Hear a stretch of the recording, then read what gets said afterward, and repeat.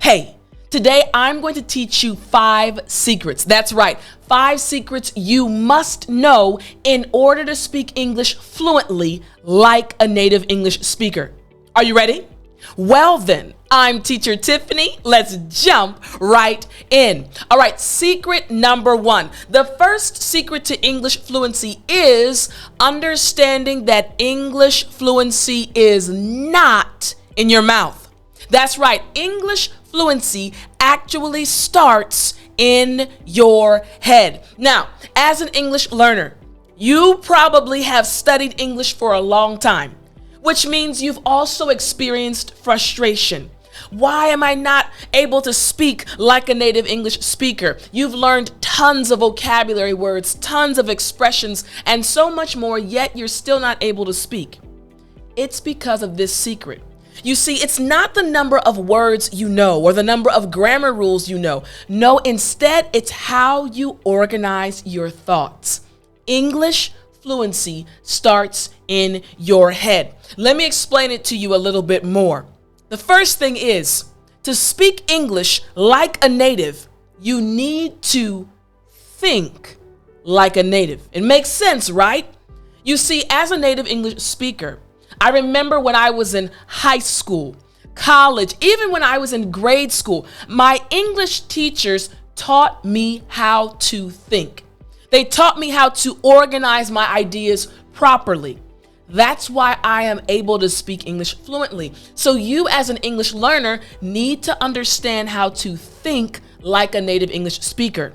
It starts in your mind first. You also need to learn how to organize your thoughts and ideas in your head before you speak.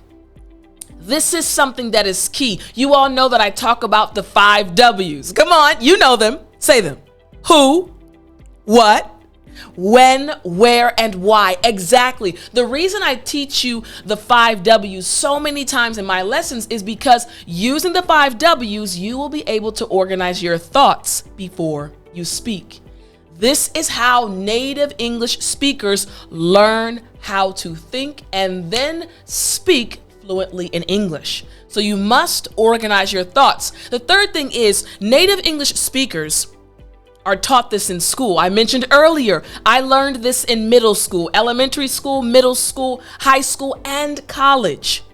We are taught how to properly think and organize our ideas. So I want you to stop being frustrated with yourself, because it's not that you are not smart. It's just simply no one has ever told you this first secret. English fluency is not in your mouth. It's in your brain and your mind. Secret number 1. Let's move on to secret number 2. This is again very important for you to understand in order to speak English fluently. Secret number 2 is book English will not. It won't help you speak real English.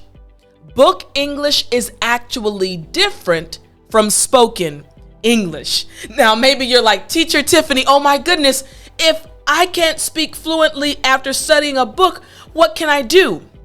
Don't worry. Let me explain what happened to me when I was studying Korean. When I was in Korea, I was learning. I had tons of books and I was studying hard. But when I would speak to my Korean friends, they said, Tiff, for some reason you sound awkward. You don't sound like a native Korean speaker. Your sentences are not really natural. I was studying tons of Korean books, but I wasn't learning how to speak like a native Korean speaker.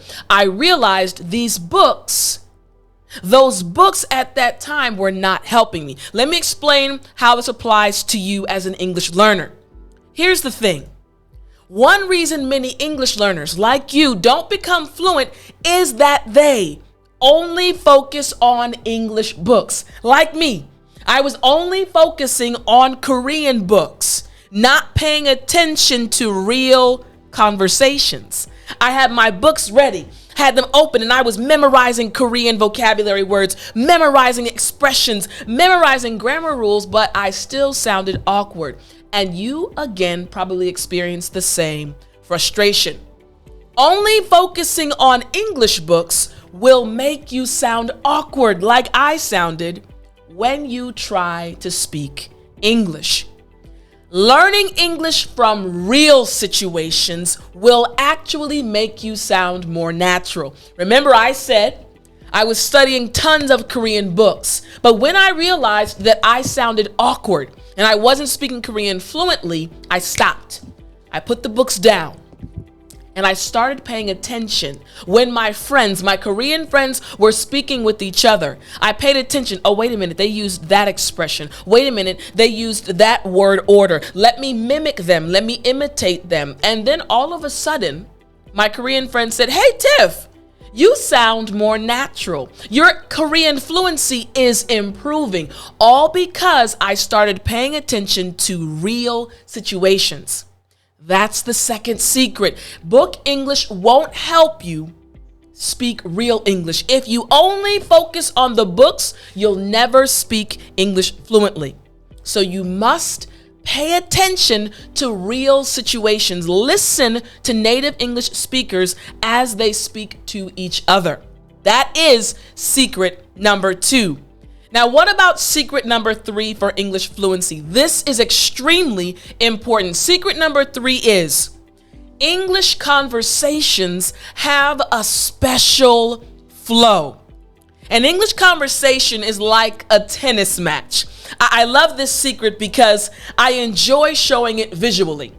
Think about a tennis match. You have a ball and a tennis racket, and the person you're playing with, your opponent, also has a tennis racket. You throw the ball up and hit the ball to the opponent. The opponent receives it and then hits it back to you, and there's this back and forth, come on, back and forth that happens in the tennis match. That's how a tennis match continues, moving back and forth. English conversations are exactly the same. There is this back and forth that occurs. And I want to explain these points to you really quickly in order. Going back and forth, which means if you receive a question and you answer it, you must send the question back. Many times, English learners, some of my students in the past, I would ask them a question and they'd answer it and then look at me. They weren't sending it back to me. This is how a conversation is supposed to flow. First, if you understand the proper flow of a conversation, you will be able to go back and forth smoothly. Remember, we're talking about speaking English fluently. It's not always about the words and expressions. If you understand these secrets, you'll be able to speak English fluently, going back and forth. Next, following the right conversation flow will help you connect with your listener. You know, one thing that I know you've experienced as an English learner is when a native English speaker, if you've ever encountered one, comes up to you and asks you a question, you get a little nervous. So instead of sending a question back, you simply answer and you get quiet. And you feel awkward, right? So you're not able to connect to the listener. So that individual feels like, oh, you don't speak English fluently. Simply because you don't understand the third secret, the flow back and forth of an English conversation. Understanding and following the flow will also help you sound more like a native English speaker. This secret is so important. Now, with this secret, again, you have to practice. In order to master this secret, in order to speak English fluently, based on this secret, you have to practice the proper flow of an English conversation. And that actually brings us to today's sponsor. I want to thank CAMBLY so much for sponsoring this video. You all know how much I love CAMBLY. CAMBLY is an amazing company, and their focus is on helping you, the English learner, learn how to speak English fluently, learning how to go back and forth. So they have tutors. They have tutors that are available 24/7. These tutors will help you practice going back and forth. Now, these are one-on-one private English lessons. Again, why I love CAMBLY so much. Their tutors are from America, Canada, Australia, and the UK, so you can get practice with English teachers that are native English speakers. You have to practice the third secret, the conversation flow back and forth. Now again, CAMBLY is sponsoring this video because they want to help you master these secrets. And what they're doing is right here, they're giving a free 10-minute lesson. That's right. The link is right in the description because they care about you. They said, Tiffani, we want to help your students. And I said, thank you very much. So I want you to get this free 10-minute lesson by hitting the link in the description. Practice secret number 3, the conversation flow with your tutor. And if you are ready to really take your English to the next level, you can get the 40% off discount of any 12-month plan. 40%. That's an extreme discount because they want to help you speak English fluently. So again, CAMBLY, thank you so much for sponsoring this video. You, as the English learner, remember you have to master English fluency. And the third secret is practicing going back and forth, the flow of a conversation. And you can do that with the amazing tutors any time of the day. So CAMBLY, thank you so much for sponsoring this video. Let's move on to secret number 4. Secret number 4 is also extremely important. Secret number 4 is the number 3 is powerful. Use it. You see, using 3 points, 3 reasons, or 3 details, this is key to speaking English fluently. That's right. In English, now I told you all that when I was in school, my English teachers, they taught us based on these secrets. I mentioned the 5 W's, learning how to organize your thoughts. But for this one right here, I want to emphasize again, 3, what happened? Look back really quickly. What did we say? We said right here, 3 points, 3 reasons, or 3 details. Here's the thing, whenever you are talking to someone, whenever you're having a conversation back and forth, when you give your idea or your thought, you need to support it. That's why the number 3 is so powerful. 3 details, 3 reasons, 3 opinions, 3 points, things that will support your idea. You must remember the power of the number 3. Here's another point I want to make.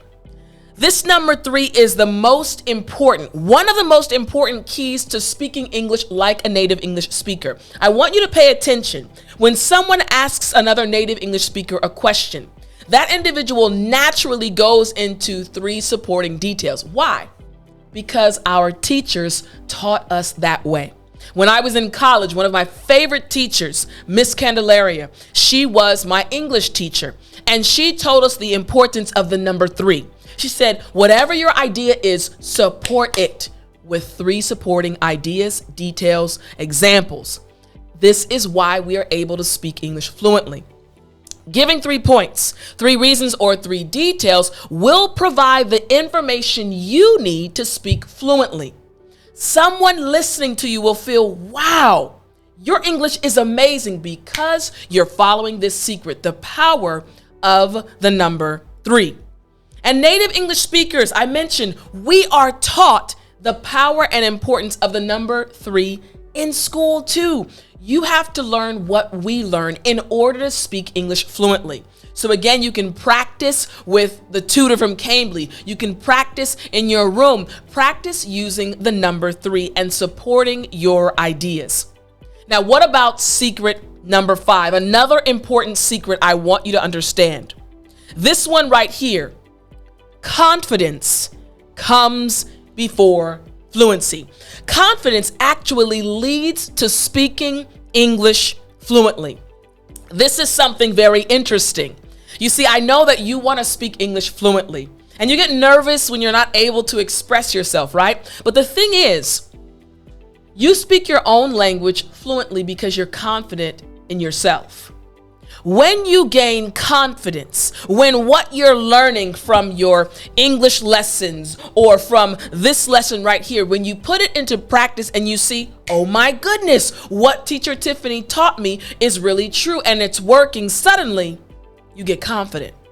Your shoulders kind of go back a little bit, your head goes up, and your confidence will lead to fluency. It happened to one of my students. He was not as confident when he first started studying with me. But then I told him, hey, you can do it. And he started to believe in himself and his fluency improved. So you must remember these things. You need to develop confidence in your own abilities. If you want to achieve English fluency, stop saying sorry. You're amazing. You're already speaking another languages. Maybe it's your second, third, fourth, or even fifth language. You are awesome. Remember that. Have confidence in yourself because that confidence will lead to fluency. The more confident you are, the more natural your English will sound. And I'm going to tell you a story about my experience during story time. So don't go anywhere. I'll say that story, okay? All right. And then in order to gain more confidence in your abilities, you must step out of your comfort zone. If you're used to studying one way and you don't want to record a video, you don't want to have conversations because you get nervous, you have to get out of your comfort zone in order to build your confidence, because confidence comes before fluency. My job, my goal as your teacher, as the one leading you along this path, is to help you gain confidence in yourself. These are the 5 secrets you need to understand, you must know in order to speak English fluently. Now, I really hope you enjoyed today's lesson. I hope you follow these secrets. And again, watch this video over again to follow the secrets. And again, you will finally speak English fluently. Again, hope you enjoyed it. Remember, you can do it. I believe in you. Don't forget to get your tutor by clicking the link in the description. Start practicing, again, the flow of a conversation. Love you all, and I can't wait to see you again in the next lesson. But as always, remember to speak English.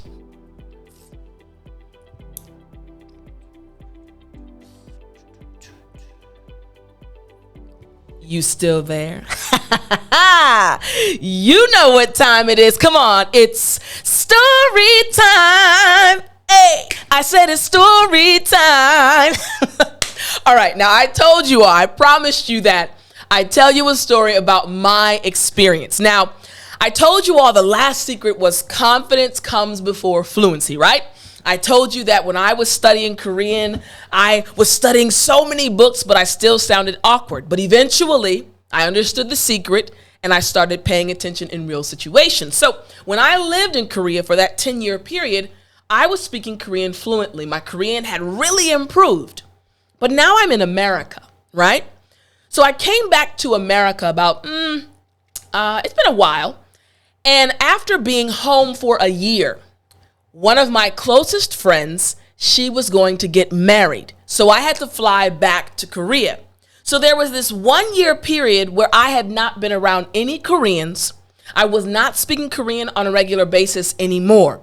So even though I was fluent when I was in South Korea, when I came back to America for that full year, I was speaking in English. So as you naturally think, yes, I was probably a little bit nervous, and you would be correct.